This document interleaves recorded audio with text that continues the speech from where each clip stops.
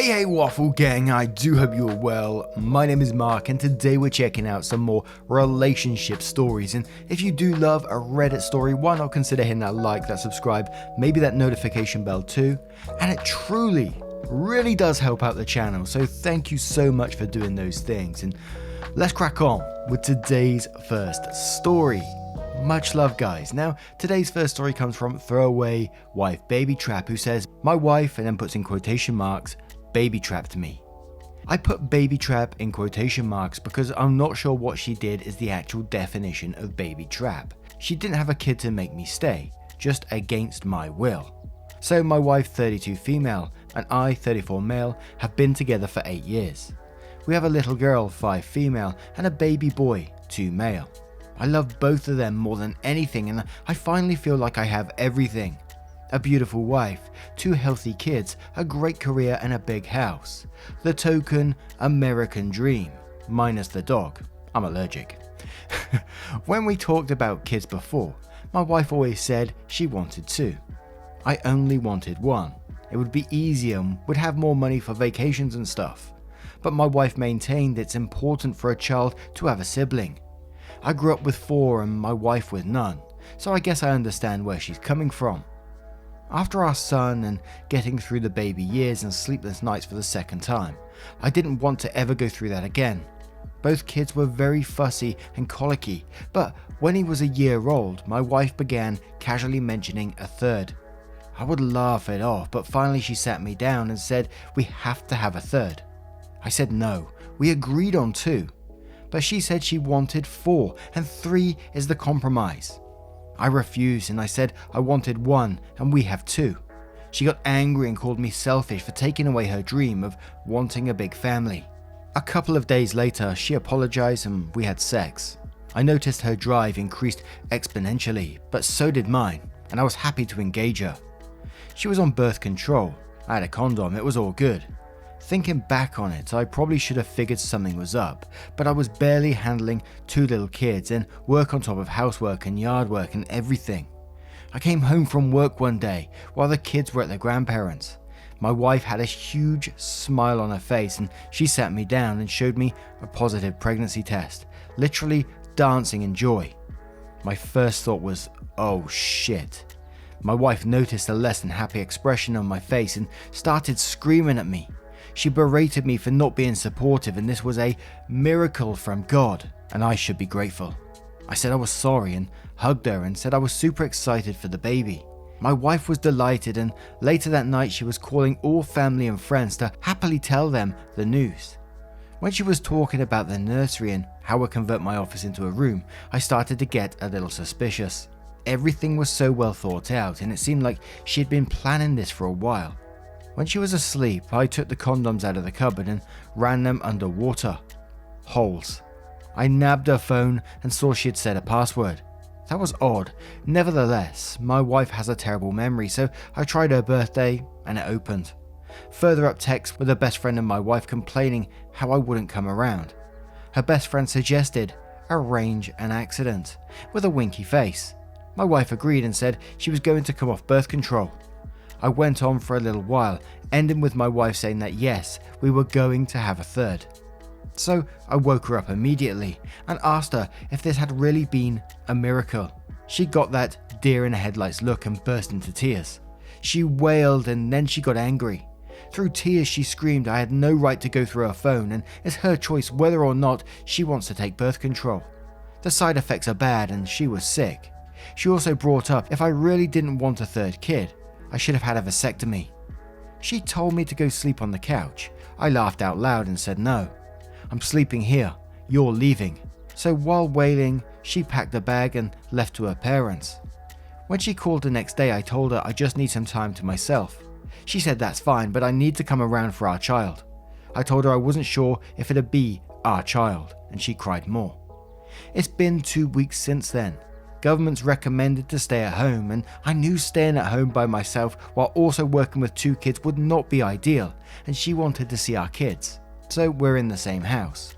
She constantly keeps on stopping me and trying to get me excited for our kid and planning the nursery and names and how happy our kids will be to get a younger sibling. I've been ignoring her entirely. What do I do? Staying home with her is bad enough, and I don't know if I should leave her over this. I don't trust her anymore. She entirely betrayed it. I'm angry, but I have another child on the way. And we're going to start off with Smiley Canadian, who says this is a huge betrayal by your wife and honestly could be a deal breaker leading to divorce. Having a child is a big emotional, physical and financial decision that should involve two partners. She's selfish, entitled and manipulative. I would consider the following. 1. Get a lawyer. Discuss your options. 2. Get screenshot evidence of the text between her and her friend. Record her admitting to tampering and lying with her birth control and your condoms. 3. Get a couples counselor. You can get virtual sessions during the pandemic. This is important to either save your relationship or to help mediate a divorce. 4. Get a paternity test. 5. Be honest with people why you two are separate. She's going to lie and be manipulative about what happened. 6. Document interactions and record any flights with her. She can't be trusted. Avoid her claiming abuse or other things by having proof. What's most worrisome and makes me worried your marriage is over? 1. She lied. 2. She blamed it on you for not getting a vasectomy. 3. She's not sorry. 4. She doesn't respect your view, needs or opinion. If she can't see how wrong she is and how much she broke your trust, hurt you, this marriage won't recover. Tuna Fart says, random name, it'll be 100% a deal breaker for me. The lying, the manipulation and leveraging your kids. No going back from that. To which OP replies, but what do I do? I'm stuck in a house with her. The kids have noticed I'm ignoring her. She won't leave me alone. Ruthless Bunny says, reproductive coercion. This is a form of abuse. Speak with a lawyer, get a therapist. This is not okay. To which OP replies, our lawyer's gonna meet with me in the quarantine. I don't even know if therapist office is still open. I guess I should try to voice chat or something, that might work. This just sucks so much. I hate everything about this. Annoyed says, I'd divorce her and yes, she definitely baby trapped you. This is actually a form of rape in several areas of the world. She withheld important contraceptive information from you, going off birth control and actively tampered with the one you were using, holes in the condoms. Is there any way you can get on her phone again? I suggest screenshotting her admitting she tampered with your condoms and went off her birth control purposely without mentioning it to you, and sending it to your own phone. Hell, I'd even record a conversation between you and her and get her to openly talk about what she did. And one more from Fifth Sonata who says this is awful. Not only was she being selfish, but what kind of fucked up mother thinks it's a good idea to bring a child into her world against the wishes of her partner? That hurts the child beyond measure because the father will never bond with that child the way he bonded with the other. She has seriously hurt that baby. It's selfish, short-sighted, and incredibly, I don't even have the right words. As a mother myself, my heart is just hurting for that child. I personally wouldn't be with someone like that. But a situation like this is above Reddit's pay grade. It's delicate, ethical thing that only you should decide going forward. No one will blame you if you left her, but you need to decide how to proceed with the baby. I would really encourage you to talk to a counsellor. BetterHelp.com and Talkspace.com are both online options for the time being. If you want to ask her to leave, you're well within your right to do so. You could give her a bunch of resources to find an apartment or call one of her family members to ask if she could stay. Maybe give her some counselling resources as well, because you have to be seriously ill to think this is okay. I wish you the best. This is a hard situation and I'm sorry it happened to you, especially in the middle of a fucking pandemic. And this is definitely one of those situations that personally for me, I'd be out that door instantly. I know there's lots of little things that they'd have to sort with the kids that they currently have, but there's no way I'd be able to trust or want to be around someone like that. And personally to me, I just think there isn't no way back from that. There's no way she's going to rebuild that trust again. What she did was absolutely shitty and tried to turn it around on you as well. Tried to blame you. You should have got a vasectomy. Yet she's the one who came off birth control without discussing it with you and also put holes in condoms. I mean, holy shit. So OP did come in with an update which said, hey guys, the other post got way more attention than I expected, so I figured you guys probably deserve an update. The last post was, and then shares a link. To start, yes, I get it. I know how it looks. There's a lot of comments calling bullshit. One user called it MRA fiction. It's perfectly balanced and so on. Yeah, I know. My life feels like a joke right now. Honestly, there's little point in me trying to defend it because, first of all, if you don't reply to my comments saying it's wrong, you're intentionally ignoring them because they are right, and if you do, you're trying way too hard to patch up the holes. It doesn't really matter what I say, you guys won't believe me, and at this point it doesn't even matter because I'm looking for advice. I don't care if you think it's true. So, let's start from the beginning. My wife is still at home. I'm going out of my mind. Kids don't understand what's happening and keep on asking why I won't talk to mummy, blah blah blah. It's been close to a month since then and I've been following the advice I saw. I lied and said I was going for a drive. She tried to come along, but it's a 2-person limit per car and who's looking after the kids then? I called my dad's best friend. She's a lawyer and told her everything. I screenshotted the texts and sent them to myself. And at night time I asked her to talk and pressed my phone on record and I asked her why she did it and she went on about completing our family and how we needed a 3rd kid and she knows I'll love them more than anything when they are born. She apologized profusely as well and told me that she knows she hadn't gone about it the right way and she should have accepted it and I'm within my rights to do what I want, but please stay for the kid. And now it's on the way, we can take it positively. Anyway, that brings us to today. I'm back on civil terms with my wife and I've started acting like everything's okay between us. She's happy, the kids are happy and excited for their new sibling. Everything's going great except for the divorce being planned. I've got the evidence and I've got the lawyer and I'm preparing to present her with papers. I've talked to my lawyer about how it's going to go because of quarantine and where we are technology is being used. Online documents and video conferencing. This thing called ADR. Alternative Dispute Resolution. So that's pretty much it. I've got all my ducks in a row. My wife doesn't know anything. I think I'm doing fine, but I have a lot of doubts. Every day when we go to bed she kisses me and when she thinks I'm asleep she always whispers about how she loves me. Waking up next to her is sad because I know time is running out. She always makes me breakfast in the morning. She hugs me all throughout the day.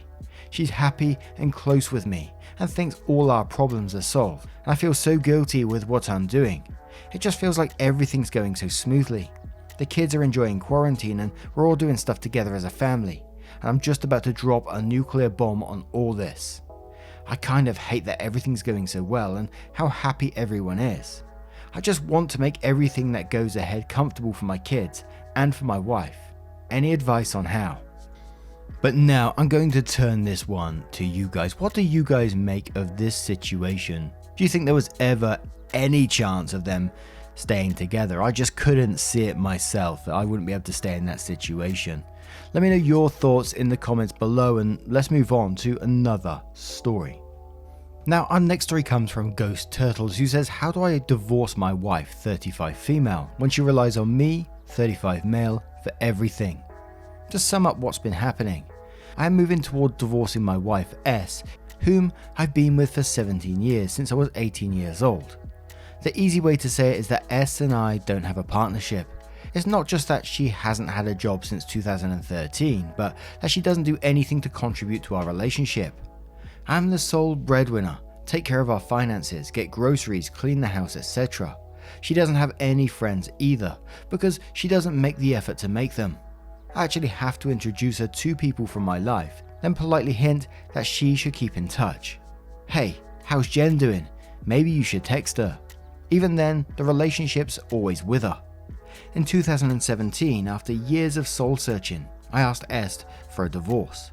She was so devastated that I reluctantly agreed to try marriage counseling.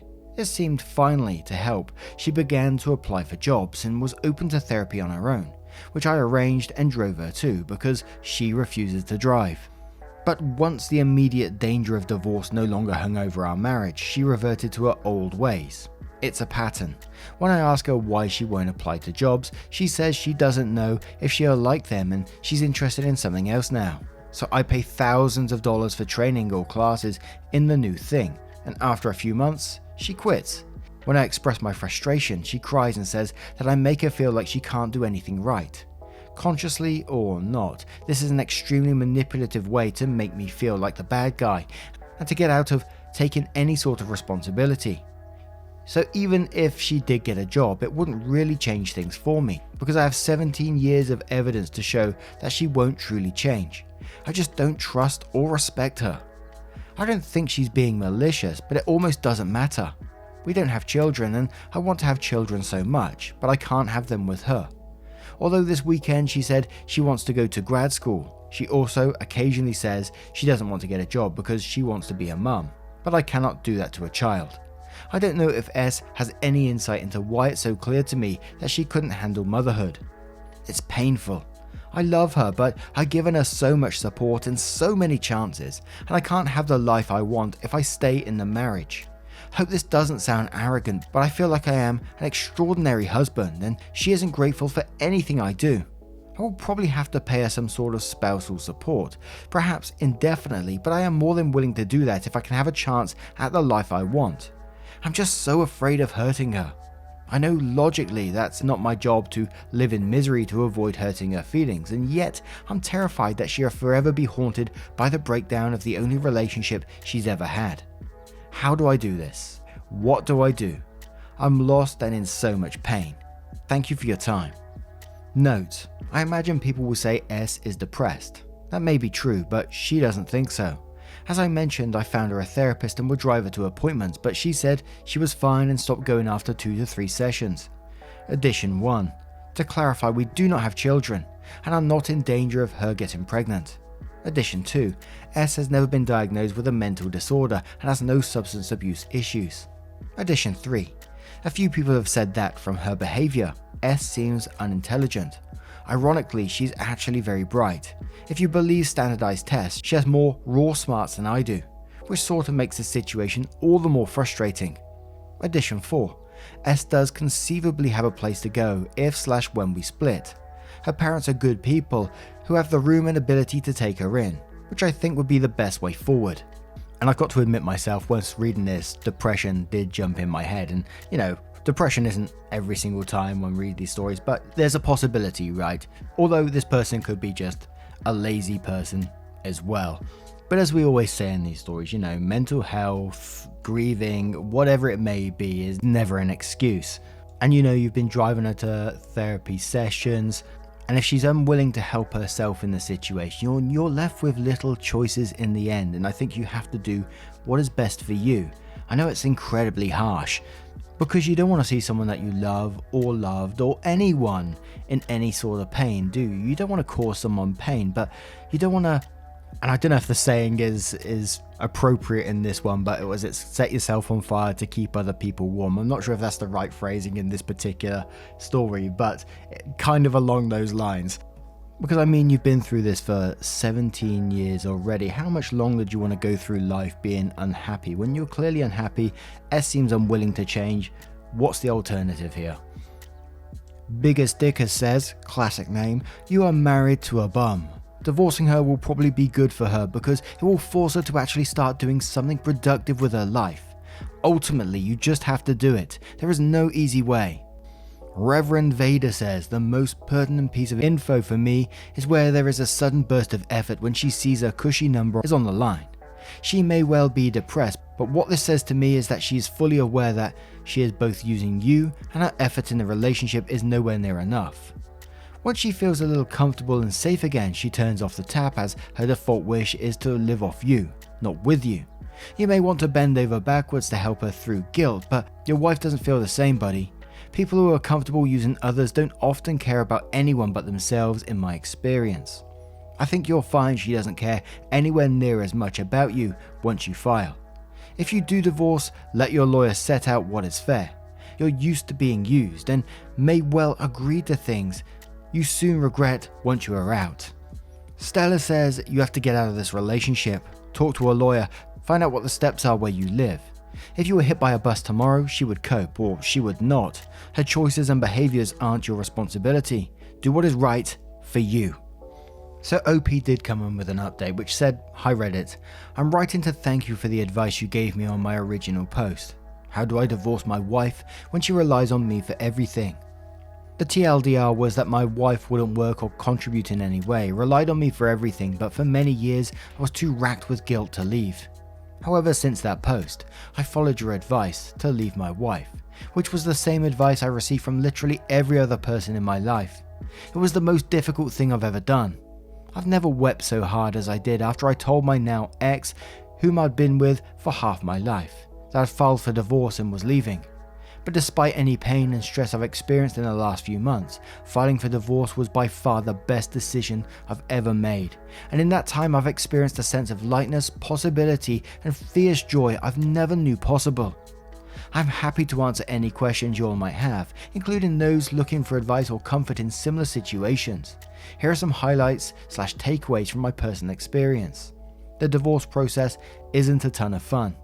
I had to switch attorneys when I realized the first law firm was unethically making the process more contentious than anyone wanted to boost their billable hours, and I will end up paying a not insignificant amount of spousal support for a couple of years. But all this is a very small price to pay for the freedom I now have. There have been emotional ups and downs for sure. Aside from one brief texting conversation, I haven't spoken with my ex since I left in September. Old habits die hard though, and during long weekends alone, I've twice been overcome with guilt about leaving and broken down in tears. I know I don't truly have anything to feel guilty about. I think this is simply part of the process of grieving and extricating myself from the familiar emotional ruts I'd taken as reality for so long. Modern dating is strange. And fun, but strange. For context, the last time I was single, my phone flipped, lol, so dating apps took some getting used to. That said, I was very relieved to find that my worst fears, that I could be an undesirable guy to date and would be forever alone, could not have been less realistic. I often had dates with 2 to 4 different women per week. I live in a major city, which helps, and more than once I found myself jokingly asking a lovely woman, "Are you sure you're on the right date? Like, have you seen me?" I'm not the crypt keeper or anything, but I look like what I am, a mid-30s creative guy who works in tech and owns entirely too much Nintendo memorabilia. Luckily, no ladies bolted mid-dinner. I did not plan on dating seriously for at least 6 months, but I met a woman on Tinder who is my dream girl and so much more. We're deliriously happy. She's a few years younger than I am, but is deeply wise, as well as hilarious, kind, thoughtful, generous, and beautiful. This sounds like I'm making it up, but she's literally a professional model. As I joke with friends, I swear she's real, you guys. She just goes to a different school. There were many folks who reached out and said how much they related to my previous circumstances. So if I had any advice to share to those struggling with leaving a partner who is dependent on them, it would be this. Do not set yourself on fire to keep someone else warm. We're on this earth for all too brief a trip, and it's not fair to make ourselves miserable just to avoid making someone else uncomfortable. Relationships should be about 2 people coming together because they want to share their lives, not because one of them needs the other. And anyway, people are more resilient than we give them credit for. Thank you so much, Reddit. You helped change and save my life. If I can repay the favor by answering any questions, please let me know. Edit 1. I think it's clear if you read both posts, but I get that most folks won't. So just to be safe, I didn't leave just because of Reddit.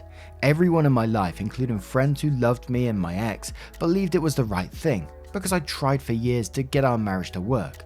She wouldn't reciprocate and the efforts almost killed me. Reddit offered enormous comfort and further confidence though, and I'm deeply grateful. Edit 2. Quick notes to address a couple of questions in the comments. What is my ex doing now? Aside from a brief text conversation, we haven't spoken since I left. Through my lawyer, I know that she is living with her parents and is looking for work. In that text conversation, she said she hopes we can be friends and talk when this is over. She also said she understands and respects my decision to not be in contact with her. Whether or not we'll have a relationship after this process, I truly don't know, but I admire the strength it took to send that magnanimous message, and I wish her only happiness and the best. 2. How did my ex's parents take this? They understood completely. They didn't even ask why I was leaving, they already knew, which was both comforting and sad. 3. What did my original lawyers do that made me seek new counsel? Well, they weren't billing me for hours they didn't work. Rather, they were creating unnecessary work so they could have more hours of the work to bill. Basically, they were misrepresenting my ex's lawyer as being much more aggressive and litigious than he actually was. I found this out and they described an email conversation they'd had with him, then accidentally, I assume, sent me the actual conversation as part of an unrelated email forward. The real conversation was nothing like what they'd reported. There were a lot of things like that. 4. You're not actually dating a model because that is ludicrous. Or, haha, you're dating a model, have fun paying for her life too, Einstein. Then says, oh yeah, totally I agree, it is ludicrous, especially since I basically have the physique of a guy who loves ordering fitness DVDs but does not love opening them. But she really is a model, and her looks are honestly the least beautiful thing about her. Also, she's 30 and knows modeling won't last forever, so she's already fielding offers to go back to work as a psychological counselor. But now I'm going to turn this one to you guys. What do you guys make of this situation? What do you think about OP being in a new relationship? Some people were saying that, maybe moved on too quickly, etc, but what are your thoughts on that? Let me know your thoughts in the comments below. Now, just a huge thank you from the bottom of my heart for getting involved in today's stories. Your love, support and time always means the absolute world to me, so thank you so much for getting involved. It truly does mean the world. You change everything, truly. And hopefully, I will see you in the next one. Take care, guys. Much love. Wake up, get up, stretch my legs, eat some breakfast, milk and eggs, brush my teeth up, wash my face, throw my clothes on, start my day. Wake up, I can smell the smoke from the bacon. Let's go, see the sun shining from the windows. Okay, I know that today